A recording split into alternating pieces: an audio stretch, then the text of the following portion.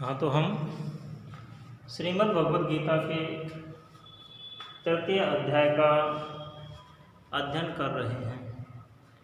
तृतीय अध्याय में अभी तक हमने श्लोक संख्या 21 तक अर्थ, अन्वय, प्रसंग और व्याख्याएं पढ़ चुके हैं। आज हम बात करेंगे 22वां श्लोक और उससे आगे की श्लोकों के विषय में। तो देखो, भगवान श्री कृष्ण ने अर्जुन से ये कहा कि हे अर्जुन, आचरणश्चैव साधुना, अर्थात साधुजनों का, सज्जन व्यक्तियों का, महान लोगों का जो आचरण है, धर्म पथ का प्रकाश है, धर्म के मार्ग को दिखाने वाला है। साधुओं के मार्ग से, सज्जनों के मार्ग से धर्म का मार्ग प्रशस्त होता है। आगे श्री कृष्ण इसी क्रम में कहते हैं, 22वां श्लोक है कि नामे पार्थस्ति कर्तव्यम त्रिषु लोकेषु किंचन नानुवाप्तम अवापतव्यम वर्त एव च कर्मणि। तो श्री कृष्ण ने अर्जुन से कहा कि हे अर्जुन, नामे पार्थस्ति कर्तव्यम त्रिषु लोकेषु किंचन नानु आप्तम नानु, तो नान वाप्तम अवापतव्यम वर्त एव च कर्मणि। कहने का तात्पर्य है, तो इस श्लोक का अन्वय होगा कि पार्थ, नामे त्रिषु लोकेषु किंचन कर्तव्य नास्ति चे अनवापत्तम अवाप्तव्यम न कर्मणि एव वर्ते। पार्थ, हे अर्जुन, मेरे लिए त्रिषु लोकेषु, तीनों लोकों में, किंचन कुछ भी, कर्तव्यम कर्तव्य, नास्ति नहीं है, चे और अनवाप्तम, अनवाप्तम, अनु प्लस आप्तम, अनवाप्त, अप्राप्त वस्तु, अवाप्तव्यम, प्राप्त करने योग्य न नहीं है, कर्मणि, कर्म में, एव ही, वर्ते, वर्तता। तो इस श्लोक का प्रसंग होगा कि भगवान श्री कृष्ण अर्जुन से कहते हैं कि हे अर्जुन, श्रेष्ठ मनुष्यों के, महान लोगों के, साधु लोगों के पद चिन्हों पर चलना ही धर्म का मार्ग है। श्रेष्ठ जनों के पद चिन्हों पर चलना, उनके कर्तव्यों का अनुसरण करना धर्म का मार्ग है। श्रेष्ठ पुरुष कर्तव्य पालन के लिए ही इस पृथ्वी पर जन्मते हैं। तो इस श्लोक में भगवान श्री कृष्ण ने स्वयं अपना उदाहरण देते हुए कहा कि हे अर्जुन, मैं त्रिषु लोकेषु किंचन कर्तव्यम नास्ति, मेरे लिए तीनों लोकों में कुछ भी करना नहीं है, यानी मुझे तीनों लोकों में कुछ भी नहीं करना है। न अनवाप्तम अवाप्तव्यम, ना कोई भी ऐसी वस्तु नहीं है जो मुझे प्राप्त नहीं हो, अर्थात कोई भी प्राप्त होने वाली वस्तु अप्राप्त नहीं है। किसको? श्री कृष्ण को, क्योंकि वो स्वयं तो साक्षात परमपिता परमात्मा है, अंतर्यामी हैं, जितेंद्रिय हैं, कर्मणि एव वर्ते, लेकिन फिर भी मैं कर्म में वर्तता हूँ, अर्थात कर्म का आचरण करता हूँ। तो लिखेंगे हम कि इस श्लोक में भगवान श्री कृष्ण ने कहा अर्जुन से कि हे अर्जुन, श्रेष्ठ लोगों के पद चिन्हों का अनुसरण करना, श्रेष्ठ लोगों के कर्तव्य मार्ग पर चलना ही धर्म का मार्ग है। महान लोग अपने कर्तव्य पालन के लिए ही इस संसार में पैदा होते हैं। और स्वयं अपना उदाहरण देते हुए श्री कृष्ण कहते हैं कि हे अर्जुन, तीनों लोकों में मुझे कुछ भी नहीं करना है। कोई प्राप्त होने वाली वस्तु अप्राप्त नहीं है, अर्थात मुझे सब कुछ प्राप्त है, लेकिन फिर भी मैं कर्म के लिए बरतता हूँ, अर्थात कर्म को महत्व देता हूँ, कर्म के मार्ग पर चलता हूँ। जब हम इसे विस्तृत रूप से लिखेंगे, व्याख्या करेंगे, तो हम क्या लिखेंगे कि भगवान श्री कृष्ण किसी भी कर्म से बंधे नहीं थे। ऐसा कोई वस्तु नहीं थी, ऐसी कोई वस्तु नहीं थी जो श्री कृष्ण को अप्राप्त हो, जिसकी प्राप्ति ना हो, फिर भी श्री कृष्ण कर्म के लिए ही बर्ताव करते हैं।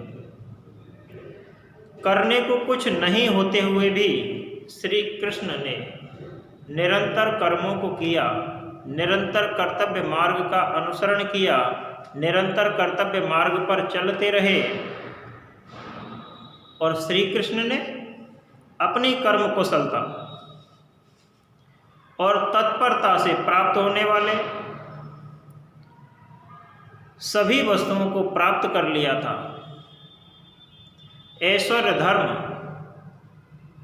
यश, श्री, वैराग्य और मुक्ति उनके लिए सुलभ थी, आसान थी। श्री कृष्ण का जीवन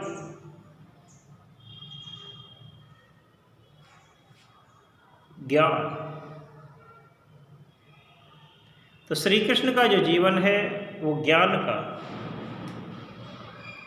संयमित कर्म का साक्षात उदाहरण है।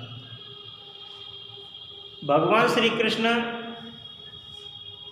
का जीवन सूर्य की तरह निरंतर चलायमान था, सूर्य की तरह निरंतर चलता था।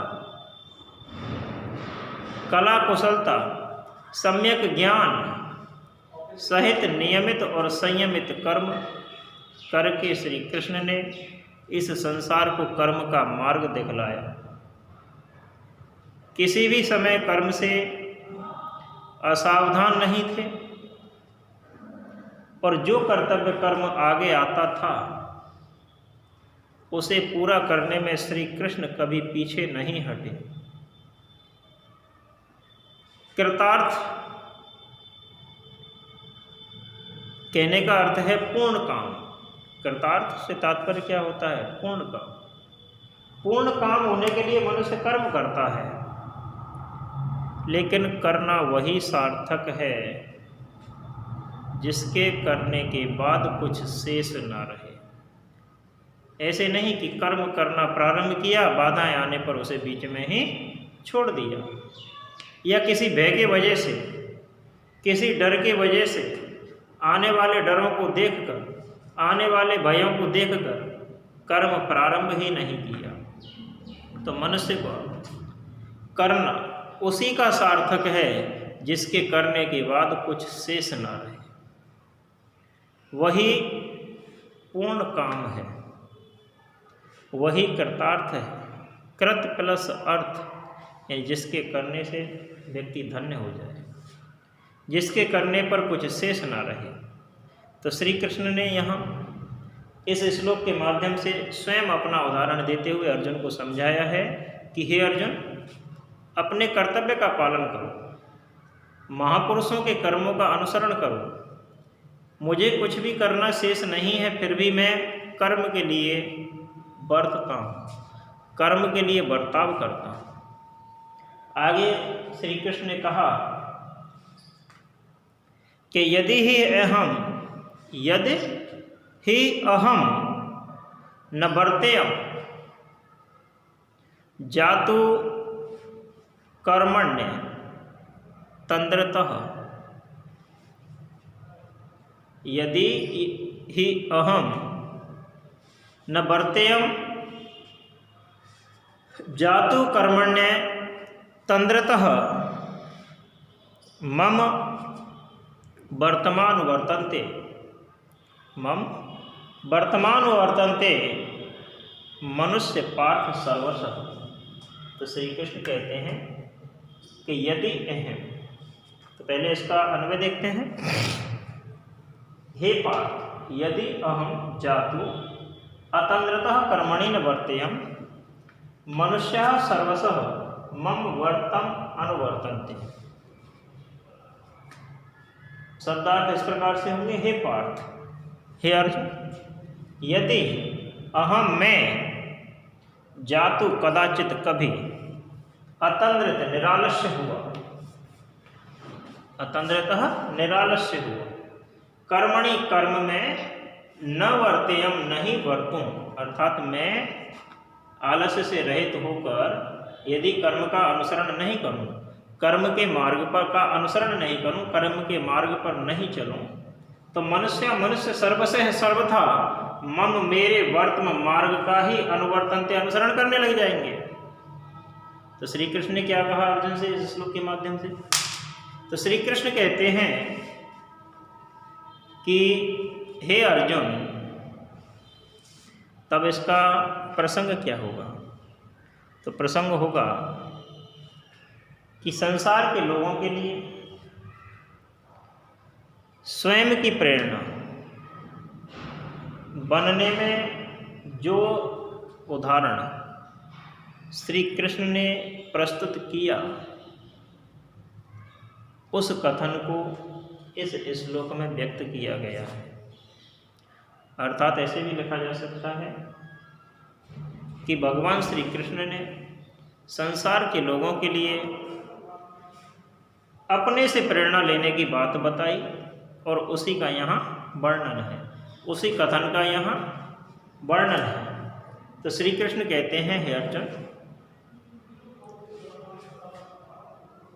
हे पार्थ, यदि अहम जातु अतंद्रित कर्मणि न वर्तेयम, तो इसका सीधा सा अर्थ है, श्री कृष्ण ने अर्जुन से कहा कि हे अर्जुन, यदि मैं कभी भी कदाचित कभी भी निरालस्य हुआ, कर्म में न वर्तूं, अर्थात कर्म नहीं करूं, तब लोग सभी प्रकार से मेरे मार्ग का अनुसरण करने लग जाएंगे। कहने का तात्पर्य क्या है कि लोग अनुसरण किसका करते हैं? महान पुरुषों का अनुसरण करते हैं। लोग किसका अनुसरण करते हैं? महान पुरुषों का, महान लोगों का। कृष्ण भी महान पुरुष थे, परमात्मा थे, सभी कलाओं से विद्याओं से निधान थे। यदि वो कर्म का अनुसरण नहीं करते तो क्या हम लोग करते हैं? बिल्कुल नहीं करते, हम भी उन्हीं का अनुसरण करते हैं। तो श्री कृष्ण ने अपना स्वयं का, अपने स्वयं के कर्मों का उदाहरण देते हुए कहा अर्जुन से कि हे अर्जुन, यदि मैं कभी भी या किसी समय कर्म का बर्ताव न करूं, तो संसार के सभी लोग मेरे ही मार्ग का अनुसरण करने लग जाएंगे। कहने का तात्पर्य, जब संसार के सभी लोग आलसी हो जाएंगे, निरालस्य होकर कर्म नहीं करेंगे, तब क्या होगा? ये कर्म चक्र रुक जाएगा, सृष्टि का पहिया रुक जाएगा। तब इसको व्याख्या रूप में लिखेंगे क्या? तो श्री कृष्ण ने कहा अर्जुन से कि हे अर्जुन, यदि मैं कर्म चक्र को चलाने वाला, क्योंकि श्री कृष्ण स्वयं ही क्या थे? कर्म चक्र को चलाने वाले थे। तो कहते हैं कि यदि मैं कर्म चक्र का चलाने वाला यदि आलस्य में पढ़कर कर्म नहीं करूँगा, तो मुझे देखकर ये संसार कर्महीन हो जाएगा। मुझे देखकर संसार के सभी लोग कर्महीन हो जाएंगे और संसार की गति रुक जाएगी, सृष्टि चक्र शिथिल पड़ जाएगा। प्रत्येक मनुष्य कर्महीन हो जाएगा। संसार के समस्त प्राणी कर्म करने से बचने लगेंगे, और यदि कर्म चक्र रुक गया, सृष्टि का चक्र रुक गया, फिर इस प्रकृति का क्या होगा, इस सृष्टि का क्या होगा, इस सृष्टि का संचालन कैसे होगा? तो भगवान श्री कृष्ण कहते हैं कि प्रत्येक मनुष्य को समय रहते हुए कर्म में सावधानी व तत्परता की आवश्यकता है। यदि कर्म करने में थोड़ी सी भी चूक हो गई, तब मनुष्य को निश्चित रूप से चोट खानी पड़ सकती है।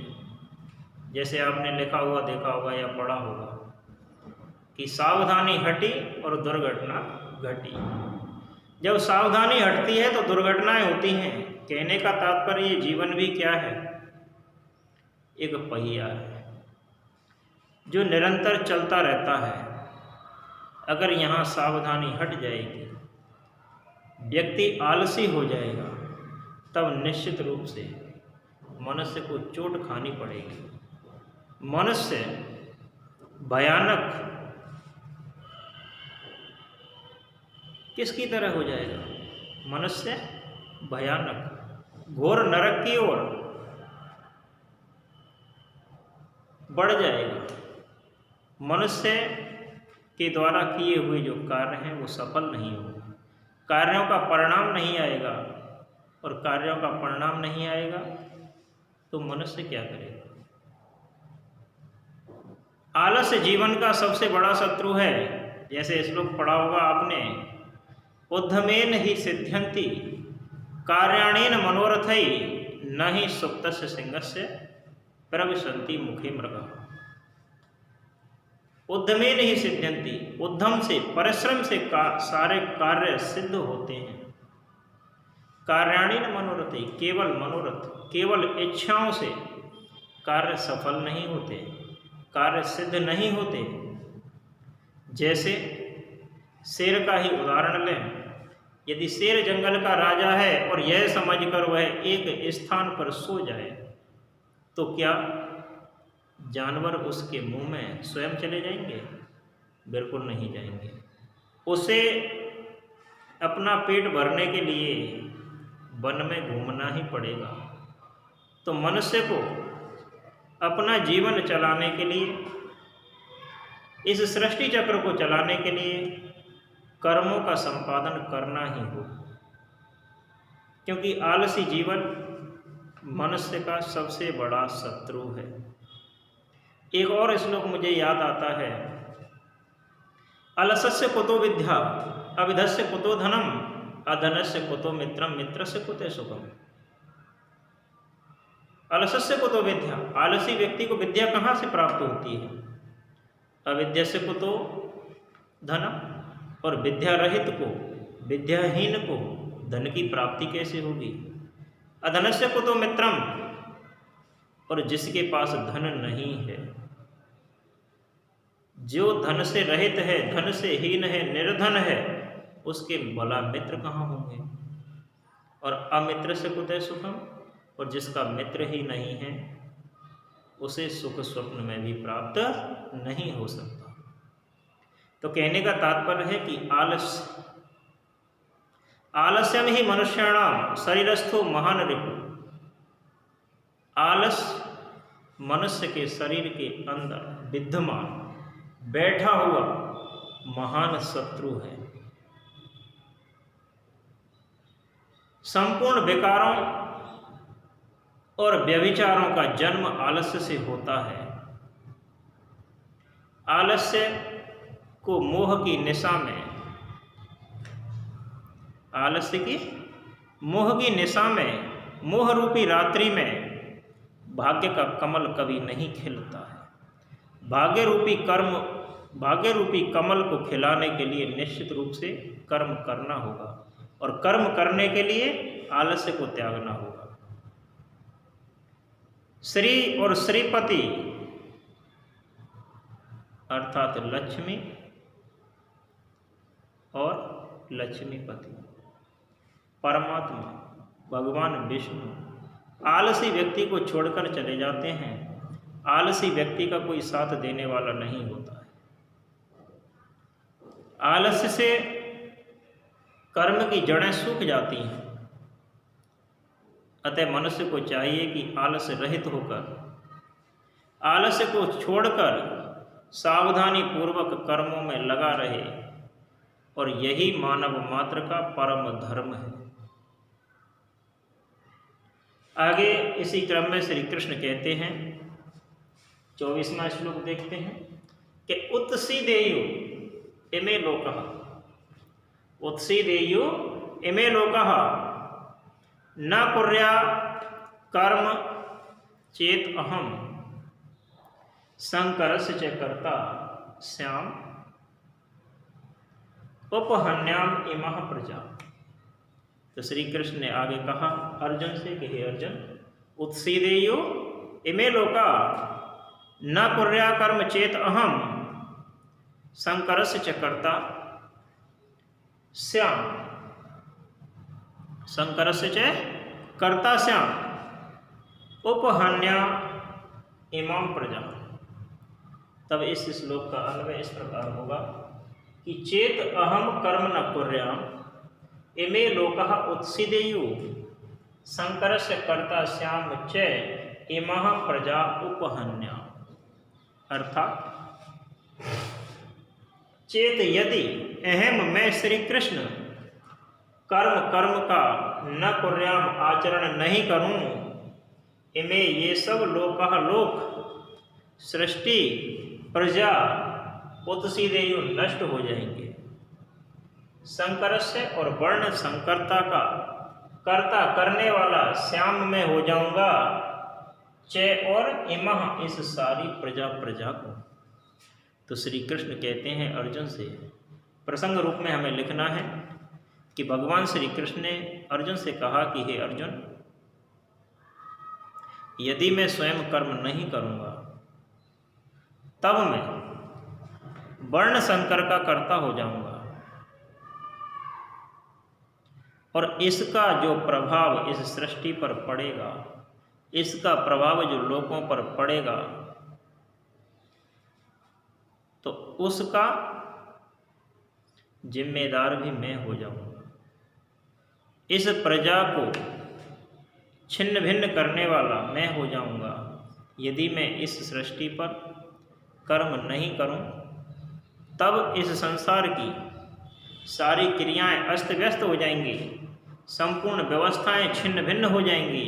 और इसी क्रम में भगवान श्री कृष्ण कहते हैं कि हे अर्जुन, उत्सीदेयु इमः लोका, उत्सीदेयु नष्ट हो जाएंगे, इमः लोका ये लोक, ये सृष्टि, न कुर्यात् कर्म चेत अहम, यदि मैं कर्म नहीं करूं। तो श्री कृष्ण ने कहा कि यदि मैं कर्म नहीं करूं तो ये लोक नष्ट हो जाएंगे, ये लोक भ्रष्ट हो जाएंगे। संकरस्य च कर्ता, और संकर का करने वाला, उपहन्याम इमाम प्रजा, इस सारी प्रजा को हनन करने वाला, इस सारी प्रजा को नष्ट करने वाला मैं हो जाऊंगा। तो श्री कृष्ण ने बहुत ही सरल शब्दों में अर्जुन को समझाया कर्म का महत्व कि हे अर्जुन, मुझे कुछ भी करना शेष नहीं है, फिर भी मैं कर्म करता हूँ इस सृष्टि चक्र को चलाने के लिए। यदि मैं कर्म नहीं करूँ तो ये संपूर्ण प्रजाएं, ये संपूर्ण सृष्टि नष्ट हो जाएगी और वर्ण संकर का कर्ता मैं हो जाऊंगा। इस प्रजा की संपूर्ण व्यवस्थाएं छिन्न भिन्न हो जाएंगी, अस्त व्यस्त हो जाएंगी, त्रस्त हो जाएंगी,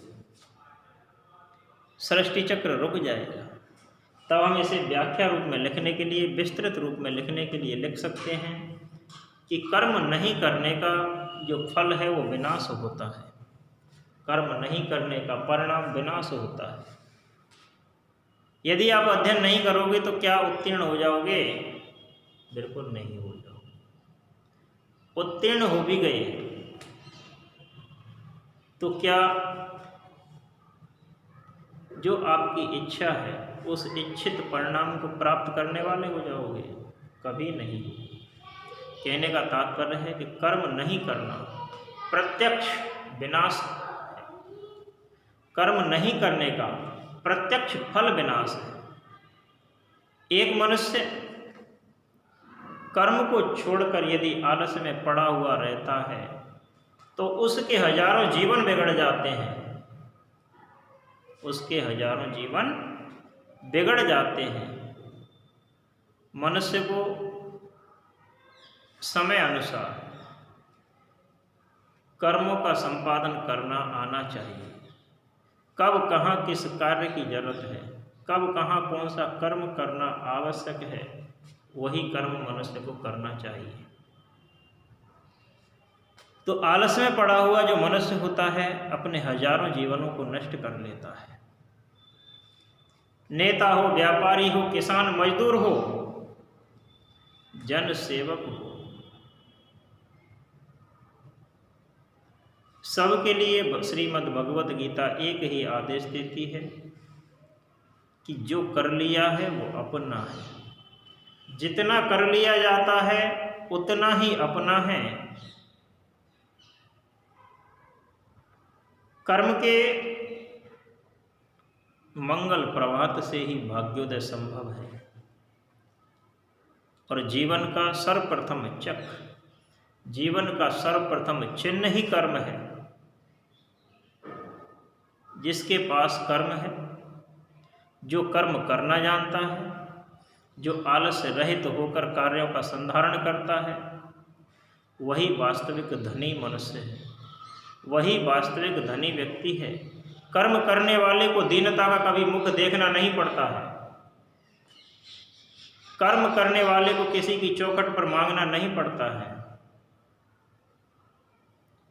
भगवान श्री कृष्ण को ही देखें, ज्ञान उनकी चौखट पर खड़ा रहता था, भक्ति उनके चरणों में लोटपोट करती है, भक्ति उनके चरण चाटती है, फिर भी श्री कृष्ण किसी भी क्षण हाथ पर हाथ रखे हुए नहीं बैठे। इस सृष्टि को चलाने के लिए उन्होंने चक्र को चलाया। भक्त के घोड़े हाँके, अर्जुन के सारथी बने, झूठी पत्तलें उठाई, संतों के पैर धोए, गाय भी चराई, सुदर्शन चक्र भी चलाया, निरंतर कर्म किया, क्योंकि जो परमेश्वर है, परमात्मा है, परम ब्रह्म की प्राप्ति है, वो कर्मशील के ही हाथ आती है। कर्मशील परमेश्वर आलसी के व्यक्ति के हाथों में कभी नहीं आता, आलसी मनुष्य को कभी नहीं मिलता। तो मनुष्य को चाहिए कि वो कर्म करे। जैसे देखते हैं हम कि आलसी स्वामी यदि है तो वो अपने सेवकों को भी आलसी बना लेता है। जैसे मान लो किसी दुकान का दुकानदार मालिक सोया हुआ है तो क्या उसके नौकर कार्य करेंगे? उसके नौकर, उसके मजदूर आलसी हो जाएंगे। वो भी ये देखेंगे कि मालिक देख तो नहीं रहा, हम भी एक झपकी लगा लेते हैं, हम भी 5 मिनट के लिए सो लेते हैं। तो मालिक स्वामी जब आलसी होगा तो उसके सेवक भी आलसी हो जाएंगे। किसान आलसी होगा, मजदूर आलसी होगा तो बीज के जो अंकुर हैं वो दब जाते हैं। आलसी किसान को देखकर बीज के अंकुर दब जाते हैं। कर्म में आलस्य करने वाला अपने संपूर्ण जीवन को नष्ट करता है, आगे आने वाले जीवनों को नष्ट करता है। अतः मनुष्य को चाहिए कि वह इस संसार में कर्तव्य कर्म से कभी पीछे नहीं हटे। यही श्रीमद् भगवद गीता के इस श्लोक का आशय है। अगले श्लोकों के लिए रुकते हैं, तब तक के लिए धन्यवाद।